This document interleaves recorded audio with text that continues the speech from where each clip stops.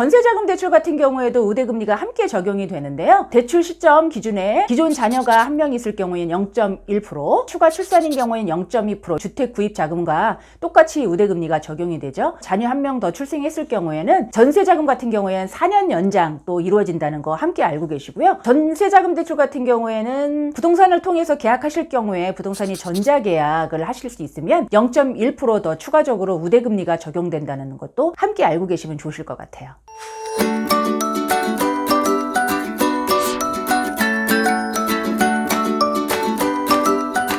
이번 정차할 곳은 광명사거리역 10번 출구 광명사거리역 희웅부동산입니다.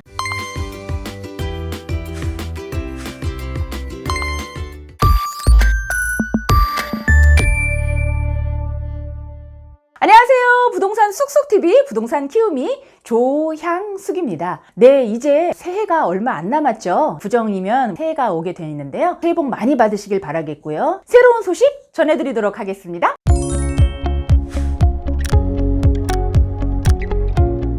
오늘은요, 여러분들한테 아주 특별하고 또 새로운 소식을 한 가지 알려드리려고 하는데요. 2023년 12월 27일 날 기쁜 소식이 하나 들려왔죠. 2024년부터 출산 가구에 대해서 최대 5억 원까지 주택 구입자금 대출 지원을 해준다는 그 내용이 있는데요. 그게 바로 신생아 특례대출입니다. 그래서 오늘은 그 신생아 특례대출에 관한 내용을 여러분들과 함께 하도록 하겠습니다. 많은 분들께서 신생아 특례대출이 어떤 건지 궁금해 하셨는데요. 주택을 구입하는 구입자금, 그리고 주택에 전세로 들어가시는 가구에 전세 자금을 대출할 수 있는 그 기회인데요. 저출산을 극복하고 주거 안정 방안의 정책으로서 출산 장려를 하는 정책의 내용입니다. 올 1월부터 시행할 예정입니다. 그러면 신생아 특례 대출이 어떤 건지 조금 더 구체적으로 말씀을 드려볼게요. 신생아 특례 대출의 지원 대상, 어떤 분들이 이 혜택을 받을 수 있는지 한번 말씀드리면, 구입자금 대출 같은 경우엔 전세자금과 똑같이 동일하게 대출 신청일 기준으로 해서 2년 이내에 출산한 무주택 가구, 특히 구입자금 대출 같은 경우에는 1주택자도 해당이 됩니다. 1주택자 같은 경우에는 갈아타는 대환대출도 가능하시는데요. 연소득 같은 경우에는 부부 합산 1억 3천만 원 이하의 분들이 지원 대상에 해당이 되십니다. 내가 가지고 있는 순자산이 구입자금 같은 경우에는 4억 6천9백만 원 이하인 경우, 그리고 전세자금 대출 같은 경우에는 3억 4천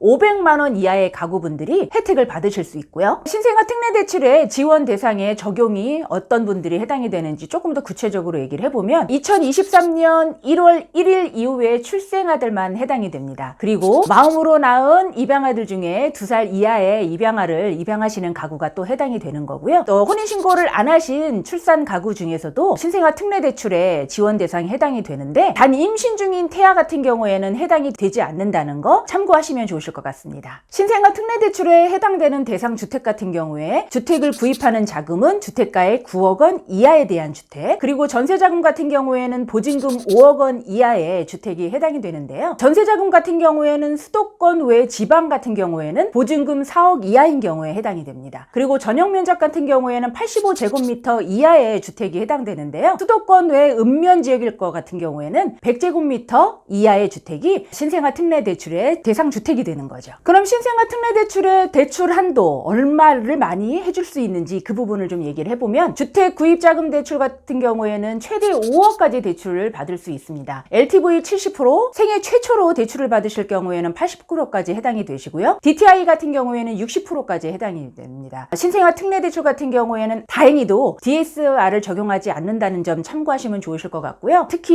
1년 거치 또는 무거치로 해서 만기 10년, 15년, 20년, 30년에 해당이 된다는 거 참고하시고요. 그에 반면에 전세자금 대출 같은 경우에는 최대 3억까지, 보증금의 80%까지 해당이 됩니다. 그러면 전세 보증금이 3억을 전체를 다 받으신다고 하시면 전세 보증금 3억 7,500에 80%, 3억까지 대출을 받으실 수 있다는 거고요. 특히 2년 계약 기간을 이후에 5회에 걸쳐서 연장이 가능하기 때문에 대출 지원 융자 가능이 최대 12년까지 전세자금 대출은 가능하다는 거, 이 점 함께 참고하세요. 그러면 신생아 특례 대출의 대출 금리는 어떻게 적용이 되는지 한번 보죠. 주택구입자금 같은 경우에는 연소득 8,500만 원 이하를 기준으로 해서 1.6%에서 2.7%에 해당이 되고요. 그리고 연소득 8,500만 원 초과 시에는 2.7%에서 3.3%에 해당이 됩니다. 특례 금리는 5년 한시적으로 적용이 되게 됐는데요. 만약에 5년이 지난 경우에는 기존의 특례 금리에서 연소득 8,500만 원 이하인 가구 같은 경우에는 0.55%포인트 가산금리가 적용되는 거고요. 연소득 8,500만 원 초과한 가구가 5년이 끝난 경우에는 대출 시점에 시중은행 월별 금리 중 최저치를 적용한다는 거, 그래서 0.4%포인트 가산금리가 적용된다는 거 함께 알고 계시면 될 것 같아요. 그러면 전세자금 대출의 대출금리는 어떻게 적용이 될까요? 연소득 7,500만 원 이하 1.1%에서 2.3%에 해당이 되고요. 그 다음에 연소득 7,500만 원 초과했을 경우에는 2.3%에서 3.3%가 적용이 되는데요. 출산한 아이 한 명당 특례 금리가 4년 더 연장된다는 거 참고하시면 좋으실 것 같습니다. 그러면 신생아 특례 금리에 추가적으로 우대금리가 적용이 된다는 거. 그래서 주택 구입자금 같은 경우에는 대출을 받는 시점에 기존 자녀가 있을 경우에는 0.1%, 대출 시점 이후에 추가적으로 자녀 한 명당 출산이 이루어졌을 경우에는 0.2%, 거기에 특례금리에 5년 연장을 더 추가적으로 하실 수 있고요. 청약가입일 통장에 가입하신 분들 같은 경우에는 0.4%에서 0.5% 추가 우대금리가 적용이 됩니다. 5년 이상의 청약통장을 가입하신 분들은 0.3%, 10년 이상은 0.4%, 15년 이상은 0.5% 우대금리가 적용을 되니까 청약통장 절대 깨지 마시고 가지고 계세요. 전세자금 대출 같은 경우에도 우대금리가 함께 적용이 되는데요. 대출 시점 기준에 기존 자녀가 한 명 있을 경우에는 0.1%, 추가 출산인 경우에는 0.2%, 주택 구입 자금과 똑같이 우대금리가 적용이 되죠. 자녀 한 명 더 출생했을 경우에는 전세자금 같은 경우에는 4년 연장 또 이루어진다는 거 함께 알고 계시고요. 전세자금 대출 같은 경우에는 부동산을 통해서 계약하실 경우에 부동산이 전자계약을 하실 수 있으면 0.1% 더 추가적으로 우대금리가 적용된다는 것도 함께 알고 계시면 좋으실 것 같아요. 신생아 특례 대출의 구입 자금은 대환 대출도 가능합니다. 구입 자금 같은 경우에는 기존에 주택담보대출을 받고 계시죠? 은행에 담보대출이든 아니면 디딤돌 대출이든 그 외에 특례 자금 대출을 받으셨을 텐데요. 그 대출을 신생아 특례 대출로 출산 가구인 같은 경우에는 대환이 가능하다는 거. 전세자금 대출 같은 경우에는 현재 대출을 받고 있지만 전세자금 대출 개시일이나 갱신일로부터 3개월 이내에 신생아 특례 대출로 갈아타시기를 할 수 있으니까 거기에 해당되시는 분들은 적극적으로 활용을 하시면 좋으실 것 같습니다. 신생아 특례 대출은 언제부터 신청을 받나요? 2024년 1월 29일부터 접수를 시작합니다. 신청 방법은 기금 2 든든 누리집에서 자산감정평가를 실시하게 되는데요. 1566-9009로 문의를 하시면 될 것 같고요. 취급은행은 5개 은행입니다. 우리은행, 신한은행, 농협, 그리고 하나국민은행에서 취급을 하니까 기금 2 든든 누리집을 통하거나 은행에서 상담을 하시면 되십니다. 많은 분들께서 궁금해하시는 몇 가지를 조금 더 말씀드릴게요. 신생아 특례 대출을 받았을 경우에는 거주 의무기간이 있나요? 라고 물어보시는 분들이 계셔서요. 1개월 내에 전입신고를 하시고 1년 이상 거주를 하셔야 되는 거주 의무기간이 있습니다. 담당 은행에 함께 물어보시면서 상담을 하시면 좋으실 것 같고요. 대출 횟수에 대한 제한은 따로 없습니다. 그렇기 때문에 신생아 특례 대출을 받았다가 그 주택을 팔거나 전세를 옮겼을 경우에 다시 추가적으로 횟수 제한 없이 사용 가능하시다는 거. 그리고 지금 광명 뉴타운 같은 경우에는 물론 구축 아파트들도 있고 지금 지은 지 얼마 안 된 신축 아파트들도 있겠지만 분양권과 입주권도 함께 있는 곳입니다. 분양권과 입주권도 혹시 신생아 특례 대출이 가능한지 여쭤보시는 분들이 계신데요. 지금 현재로 분양권이나 입주권을 매수하실 때는 특례 대출은 가능하지 않고요. 입주하는 시점에 잔금을 신생아 특례 대출로 하셔서 구매를 하실 수 있기 때문에 그때 시점에 구입자금 대출 같은 경우에는 최대 9억, 전세 같은 경우에 5억 한도 내에서 가능하신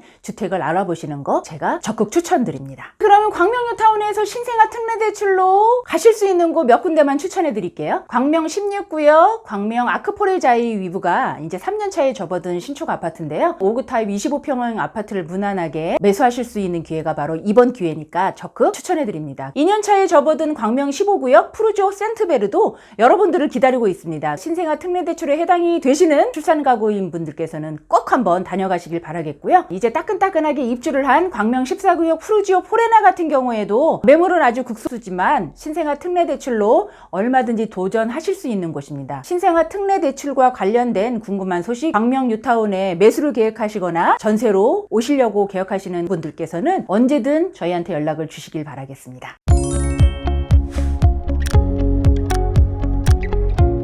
오늘은 광명 뉴타운 소식은 아니지만 부동산 쑥쑥TV 부동산 키우미가 대출과 관련된 소식 함께 전해드렸고요. 광명 사거리역 10번 출구, 광명 사거리역 키움부동산 늘 잊지 마시고요. 오늘도 광명 뉴타운 소식 여러분들과 함께 있습니다. 구독, 좋아요, 알람 설정 늘 잊지 마세요.